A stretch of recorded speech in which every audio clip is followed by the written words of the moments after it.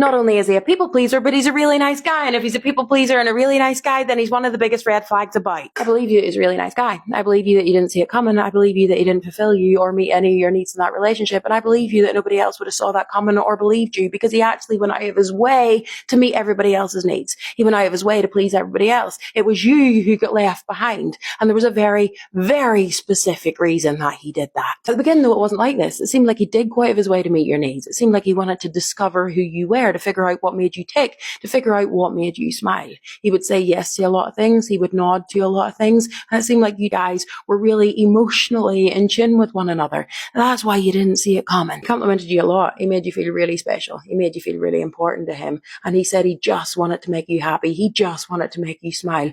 And he wasn't lying. The constant yeses, the constant head nodding, the constant agreement, the constant feeling like you two were on exactly the same page was him trying to people please you. Because at the beginning, you were the one he was trying to make happy. You were the one he was trying to impress. You were the one he was trying to get the validation off. It didn't bother him, and it didn't feel alien to him, and he didn't actually think he was doing anything wrong, because it was all he had done his whole life. He had been taught his whole life since he was a little boy to people please, to gain love through making people happy, through making them smile. It seemed very, very normal for him. He didn't think it was something unhealthy within the relationship, but the problem came when your needs and your wants and your desires collided with someone else's around him. The moment something that you needed, or you knew he needed, or your relationship required collided with friends or family or his mother, everything changed. When you discuss things in private, you were on the same page. He would agree. When you set boundaries in private, you were on the same page. He would agree. Whenever you said the things that mattered to both of you, you were on the same page. He would agree. It was whenever it had to be out there, whenever it had to be declared,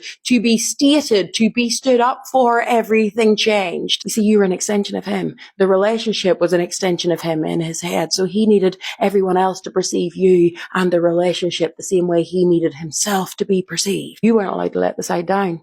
But the thing is, in the beginning, you loved how he did that. You loved how agreeable he was. You loved how he worked the room. You loved how nobody had a bad thing to say about him. You loved how he made everybody smile, until you realized that that was the very reason that he was no longer able to make you smile. His commitment to charming the room was the reason he no longer made you smile. You might have been able to work through it if he had been able to take a pinch of accountability, but he never could.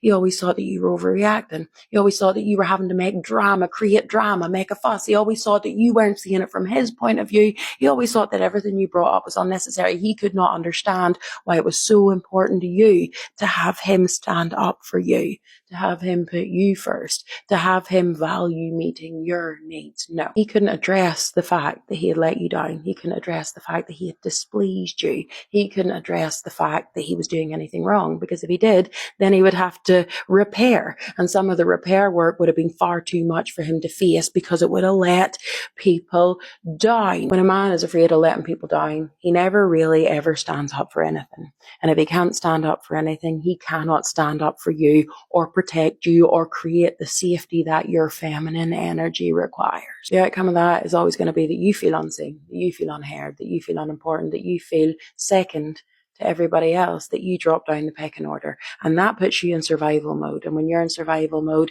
you're not enjoying the relationship. You're enduring the relationship. You're constantly in battle mode, ready to self-protect. And that is not how it's supposed to be. His image is everything to him. He needs to convince himself that he's really nice and that it's you who's in the wrong. But it's not, because see, any nice guy, I'm telling you now, that is a massive red flag. The nice guy is not the kind guy, because the kind guy is never scared to let anyone down if it means protecting you. End of story. I see you.